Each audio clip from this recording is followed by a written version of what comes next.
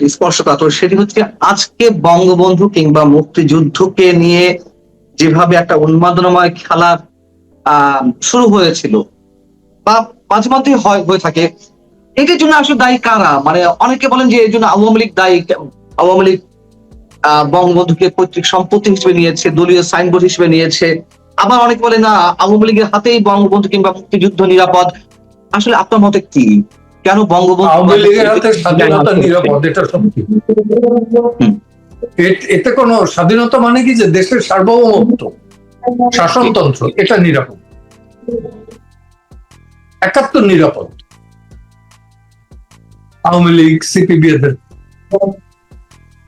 মুক্তিযুদ্ধে যারা অংশগ্রহণ করছেন, কিন্তু আদার্স তাদের হাতে এটা নিরাপদ বলে আমি মনে করি না।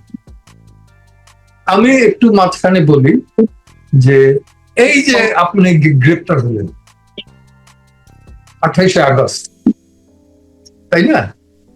আপনার তো ভিকটিম, একটা মব আপনাদের অ্যাটাক করছে, সেটার জন্য আমার জানা মতে আপনি ফোন করছিলেন পুলিশকে টু সেভ ইউ পিপল, আপনাদেরকে সেভ করার জন্য। পুলিশ কি করলো? এসে আপনাদের ভিকটিমদের ধরে নিয়ে সন্ত্রাস বিরোধী আইনে ঢুকে দিল। এইটা থেকে তো আপনিই বোঝেন যে সংবাদপত্রের স্বাধীনতা, মিডিয়ার স্বাধীনতা, সাবজেক্ট কি ছিল ৭১ এবং ৭২-এর সংবিধান। এইখানে তো সন্ত্রাসের কোনো নামগন্ধ নাই, বরঞ্চ এর বিরুদ্ধে যারা কথা বলবে তারা সন্ত্রাসী, তারা সন্ত্রাসী। এখন সেখানে কি দেখলেন আপনি? আপনারা যারা ভিকটিম, যারা নির্যাতিত, তারা হইলেন আসামি, আর যারা নির্যাতন করলো, যারা আক্রমণ করলো, তারা কিন্তু এখানে কেউ আসামি হইলেন, তারা হলো জাতীয় বীর। হ্যাঁ, তাই কি জুলাই যোদ্ধা। হ্যাঁ, এ আর কি বলবো, জুলাই যোদ্ধা। এদের রাস্তাঘাটে খুঁজেও পাওয়া যাবে না আগামীতে, এটা নিশ্চিত থাকেন। এখনই লুকিয়ে লুকিয়ে বেড়ায়। তো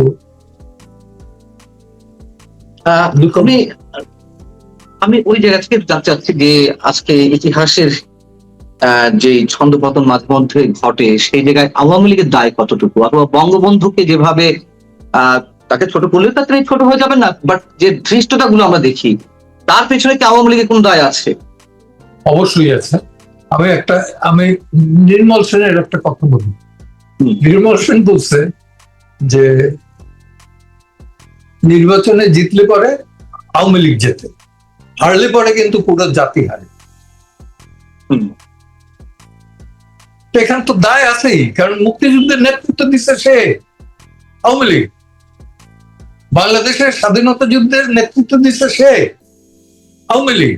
তো আওয়ামী লীগের তো মূল দায়িত্ব কাকে কিভাবে রক্ষণ করবে, না করবে, সংগঠন থেকে শুরু করে রাজনীতি। তবে একটা জায়গায় আমারই হয়, সেটা হল বঙ্গবন্ধুকে নিয়ে তারা যে তাদের দলীয়, এটা ঠিক হয়, এটা আমিও একমত। আমি এটা ওপেন কোর্টে যখন বলে যে জাতির পিতা হিসেবে এটাই করতে হবে, আমি তো বুঝছি যে কারণটা কি। কারণ হলো এরা অ্যাপিলেট ডিভিশন যান, তো প্রমোটেড হয়েছিল, কিন্তু সাবসিকুয়েন্টলি করোনায় মারা গেছে।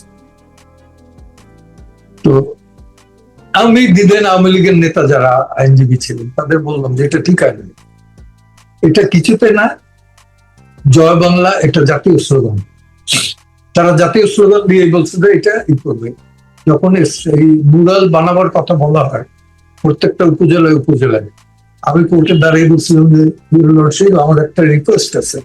আমি বাংলাদেশে না, ইন্ডিয়াতে দেখছি যে গান্ধী, নেতাজি সুভাষ বোসের স্ট্যাচু, এখানে কাকে, বিভিন্ন পাখিতে তার যে বর্জ্য এটা ফেলে, এতে নষ্ট হয়। আমি চাই না যে বঙ্গবন্ধু দিতে, তার জন্য আমি ইউনিয়ন অর্ডার দিয়ে দিতেছি, রেগুলার দেখবেন, এটা অ্যাবসার্ড। তো বেসিক্যালি তো তাই। এই যে জুডিশিয়ারির এই অতিরঞ্জিত একটা ভূমিকা, এখানেও এটাও ইনভলভ, এটাও দায়ী।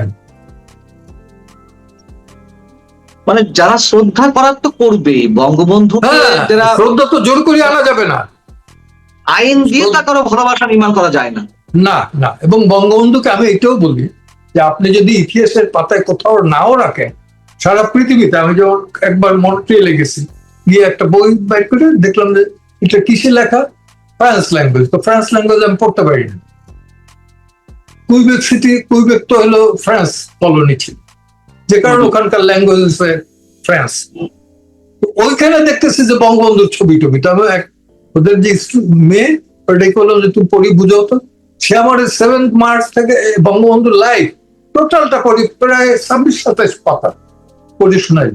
অ্যাডভোকেট জেরা খান পান্না, আমি খুব ইনফর্মালি কোশ্চেন করি, বাট কোশ্চেনটি খুব জরুরি। সেটি হচ্ছে যে আমরা দেখি আওয়ামী লীগের খুব সুসময়ে আহ, অনেক সাংস্কৃতিক ব্যক্তিত্ব, বুদ্ধিজীবী, শিক্ষক, দার্শনিক, রাজনীতিবিদরা তো রয়েছেনই, তারা মুক্তিযুদ্ধের কথা বলতে বলতে বঙ্গবন্ধুর সম্পর্কে বয়ান দিতে দিতে মুখে ফেনা তুলে ফেলেন, কিন্তু গত 1.5-2 বছরে যখন মারাত্মক দুঃসম হয় জাতির, আমরা তাদের কোনো ধরনের বক্তব্য শুনিনি। সামনে থাকার তো দূরের কথা, অনেক বলে যে জীবনের নিরাপত্তা ছিল, নিরাপত্তাহীনতার বিষয় ছিল, মানে জীবনের নিরাপত্তাহীনতার বিষয় ছিল। দূর থেকেও তো দুই একটা কথা বলা যায় সোশ্যাল মিডিয়ায়, তাদেরও কোনো মানে সে ধরনের কোনো বক্তব্য শুনি। আবার যখন হয়তো সুদিন ফিরে আসবে, তারা ফিরে আসবে এবং তারা এই বহাল তবিয়াতে থাকবেন। এই সংস্কৃতি বন্ধ হওয়ার কোনো পথ আছে কিনা? এটা বিশ্ব সংস্কৃতির একটা অঙ্গ। যেমন আচ্ছা। অর্থনীতি কিন্তু এই যে মুক্তবাজার অর্থনীতির বাইরে আমরা যেতে পারছি।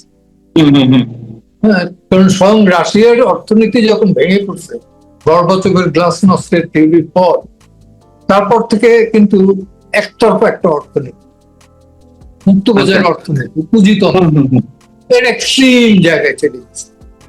যেমন ডোনাল্ড ট্রাম্প সে ন্যাটোকে বলে যে তোমরা যদি হেল্প না করো ইরানের এগেনস্টে, তাহলে ন্যাটোর খবর আছে। এই যে ল্যাঙ্গুয়েজ, এটা তো আগে ছিল না, এখন হচ্ছে, তাই না? এবং গ্লোবাল ব্যালেন্স যেটা আগে ছিল, সোশ্যালিস্ট একটা গ্রুপ, ক্যাপিটালিস্ট আরেকটা গ্রুপ, আরেকটা গ্রুপ ছিল জোট নিরপেক্ষ, ন্যাম যাদের বলা হতো, ওই মার্শাল টিটো, শ্রীবাবু বন্দর নায়ক, জওয়াহরলাল নেহেরু, জামাল আব্দুল নাসের, এদের সেন্টার করে যেটা গড়ে উঠছিল। পরবর্তীতে এখানে জয়েন করছে কিউবা, বাংলাদেশ সহ অনেক অনেক, সেটাও না। তো গ্লোবাল ব্যালেন্স যেটা, সেটা নষ্ট হয়ে গেছে। আমি দোষ দিই না। যেমন যেমন অনেকেই বলে যে, আমিও একসময় বলছি যে আওয়ামী লীগে তো শেষ সময় ক্যাবিনেট এটা ছিল ব্যবসায়ী। আসলে আপনি দেখেন যে যে ধরনের নির্বাচন হয় অর্থ ছাড়া, এটা তো সত্যের নির্বাচন না, অর্থ ছাড়া এই নির্বাচন সম্ভব।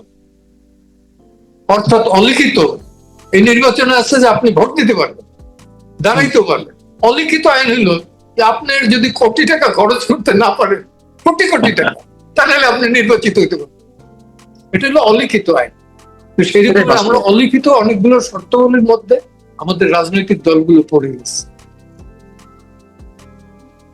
এবং যে আমাদের দেশের যে সবচেয়ে বড় সম্পদ, আমাদের অহংকার, মুক্তিযুদ্ধ কিংবা বঙ্গবন্ধু, এগুলোকে নিয়ে খেলা করার সুযোগ, আমি সে প্রশ্ন আবারও করি, আর একবার করতে চাই। নিশ্চয়ই স্বাধীনতা বিরোধী শক্তি, মৌলবাদী গোষ্ঠী এগুলো নিয়ে সবসময় খেলবে, এটা তাদের কাজ, এতে তাদের রাজনৈতিক পুঁজি, আপনার ভাষাতেই কথা বলতে হয়। কিন্তু আওয়ামী লীগ কি সুযোগ করে দিয়েছে এদেরকে খেলা করার? যদি সুযোগ করে দিয়ে থাকে, তাহলে আওয়ামী লীগের ভুলগুলো কোথায়, আপনি কি বলবেন? এইটা আমি যখন যেটা ভুল পাইছি, ভুল না, যখন যেটা মনে হয়েছে আমার কাছে যে বেআইনি, আমি কিন্তু আমার ওই প্রাঙ্গণ থেকে এটার প্রতিবাদ করছি। যেমন এক্সট্রা জুডিশিয়াল কিলিং যাই হয়েছে, একটা হোক আর 10টা হোক, আমি কিন্তু এটার বিরোধিতা করছি বরাবর। আবার ওই গণগ্রেপ্তার, ওই সাইবার ক্রাইম অ্যাক্টে গ্রেপ্তার, এগুলোর আমি বরাবর বিরোধিতা করে আসছি। ইট ডাজ নট মিনস যে আমি ইভেন আমি জুলাই মাসে যখন হয় আবু সাইদদের গুলিটা হয়, তাহলে আমরা তো ওইভাবে দেখি না গিয়া, বা পোস্টমর্টম রিপোর্টের জন্য ওয়েট করি না, তাৎক্ষণিকভাবে একটা রিট ফাইল করা হলো আইনুন নাহার লিপি এবং মনজুর আল মাতিন। তো সেটার যেটা কোর্টে বললাম যে এই তো গুলিটা বন্ধ করেন, অ্যারেস্ট করুন, কিন্তু গুলি যাতে না। কোর্ট অর্ডার দিতে পারলো না, কারণ সেকেন্ড জাজ যিনি ছিলেন তিনি ওই বললেন যে আমার তো সিনিয়র জাজরে বললেন যে ওই দিন তার কনফার্মেশন হচ্ছে, এটা দিলে করতে কনফার্মেশন হবে না, এবং হইলো না। 6 মাস এক্সটেন্ড করলো, সেই রিজাইন করলো। ওই দিনে আমি মিডিয়া দ্বারাই বলছিলাম যে 71-এ ছিল ঠক ঠক ঠক ঠক করে পুলিশ এসে, রাজাকার এসে বলতো যে মুক্তি আছে কি, আর এই 24-এ এসে বলতেছে যে ছাত্র আছে কি। ওটা একটা ভাইরাল হয়ে গেছে, আমি বুঝি না যে ভাইরাল হবে, but it does not mean যে আমি পতনটা চাইছি, এটা চাই।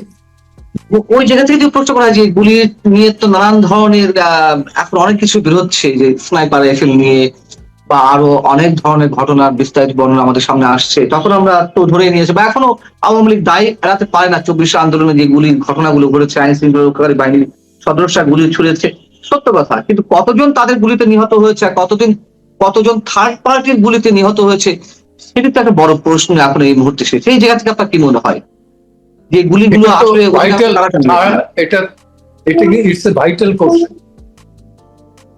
এবং 5ই আগস্টের পরে কারা নিহত, 5ই আগস্টেও বা পাবলিক কতজন মারা গেছে আর পুলিশ বাহিনীর কতজন মারা গেছে, তারও তো হিসাব নাই,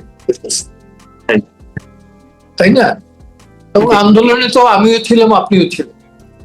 আপনি কি পোড়াইতে গেছেন কোনো কিছু? পোড়াইলো টাকা, গভর্নমেন্ট তো নিশ্চয়ই এগুলো পড়াবে না, তার প্রপার্টি তো সে পড়াবে না, গভর্নমেন্ট নিশ্চয়ই পুলিশ সদস্যদের হত্যা করবে না, হ্যাঁ কম করবে না, টেলিভিশনে গিয়ে গভর্নমেন্ট আগুন লাগাবে না, এটা কমন সেন্সের ব্যাপার। এবং সেটা পরবর্তীতে তো বিভিন্ন ইসে দেখলাম যে আমি করছি, অমুক করছি, এই রামপুরে দিয়ে লোক নিয়ে ভেতরে টেলিভিশনে আক্রমণ করছি, কেউ কেউ বলছে আমরা যদি থানা না করে হবিগঞ্জে না করতাম তাহলে তো এই আন্দোলন সফল হতো। ইটস ট্রু, তারা এগুলো করছে, আমাদেরকে একটা দেখে 10টা কাজ করছে। রাইট। সত্য কথা। আমি যখন শহীদ মিনারে গেছি, আমার পেশাগত জায়গা থেকে হোক আর যে কারণে হোক, ওই 24 আন্দোলনের সময় শেষ দিকে, অর্থাৎ 2রা আগস্টের দিকে বা 3রা আগস্ট, তখন দেখছি বঙ্গবন্ধু ভাষণ চলছে, মুক্তিযুদ্ধের গানগুলো চলছে, আমার ঠিকানা যেগুলো স্লোগান দেওয়া হচ্ছে। সো আমরা তো, আমাদেরকে মিসগাইড করা হয়েছে বা আমরা বিভ্রান্তির মধ্যে পড়ে গিয়েছিলাম। এগুলো তো অনেক কথা। আমি ছাত্রলীগের লুঙ্গির নিচে শিবির যেটা বলে লোক, এটার জন্য দায়ী কে? অবশ্যই আওয়ামী লীগ, ছাত্রলীগ। এই নেতৃত্ব তো আমাদের ছিল না। আমি তো পাকিস্তান আমলে করে আসছি, তখন তো ক্রাইসিস, কই আর একটা দলের লোক জোর করিয়েও আনতে পারি না। আমি অবশ্যই অবশ্যই।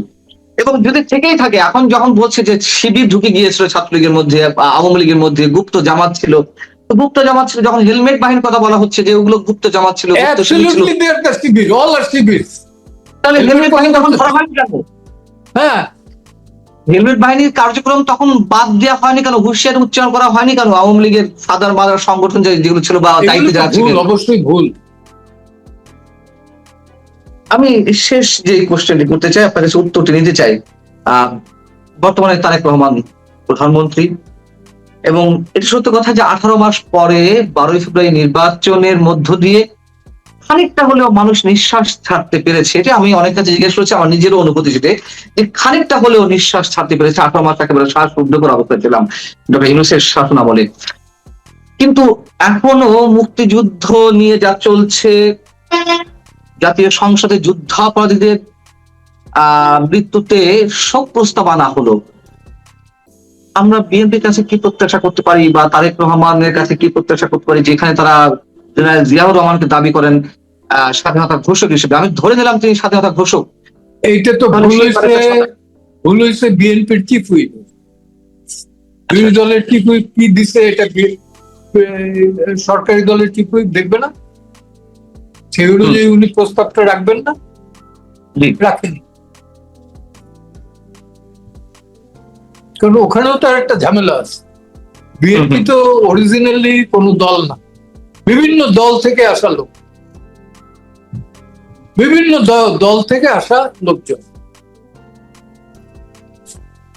তাই না? কেউ টোলের পণ্ডিত, কেউ মাদ্রাসার কেউ হাই স্কুলের, কেউ ইংলিশ মিডিয়ামের, কেউ ইংলিশ মিডিয়ামের ভিতর অক্সফোর্ড বেসড, কেউ কেমব্রিজ বেসড, কেউ আমেরিকান বেসড, এই তো,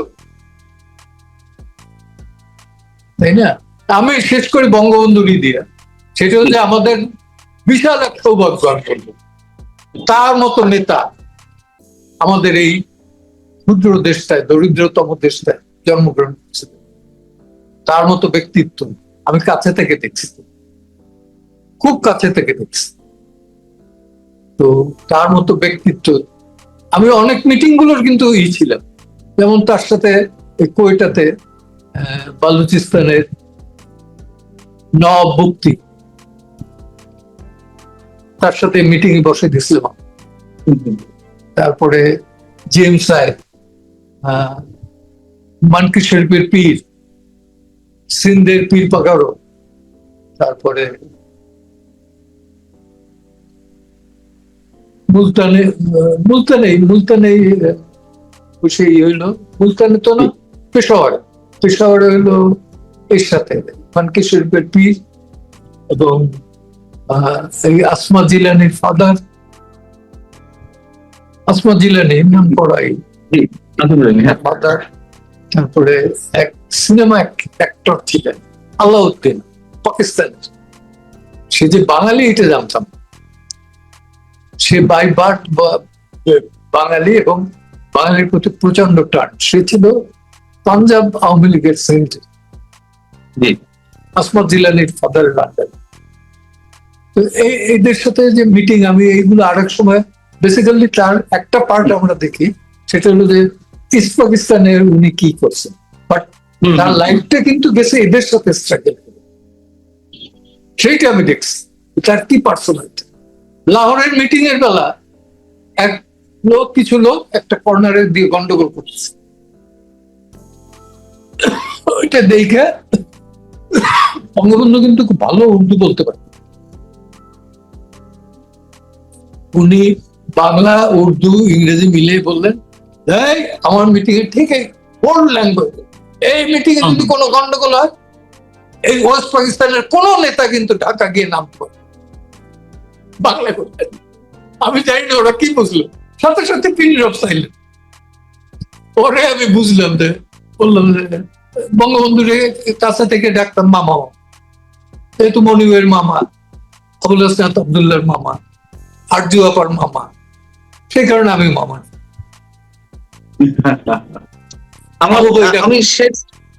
আমরা শেষ করবো, যারা বঙ্গবন্ধুকে ছোট করতে চায়, যারা আমি ওই বিষয়টা যাবই না, এটা তাকে ছোট করা সম্ভবপর না। আমি সেই অনুভূতিটাই আপনাকে জানতে চাইবো, যারা ছোট করতে চায়, যারা মুক্তিযুদ্ধের ইতিহাসকে মুছে ফেলতে চায়, তাদের উদ্দেশ্যে কিছু বলবেন কিনা আপনি? আমি বলবো যে এটা সম্ভবপর না, এগুলো উন্মাদের উন্মাদনা। অনেক অনেক ধন্যবাদ রেহান পান্না, আপনি সুস্থ থাকুন, দোয়া করবেন। কয়দিন বাকি জানি না, আপনি আরো দীর্ঘদিন বাঁচুন।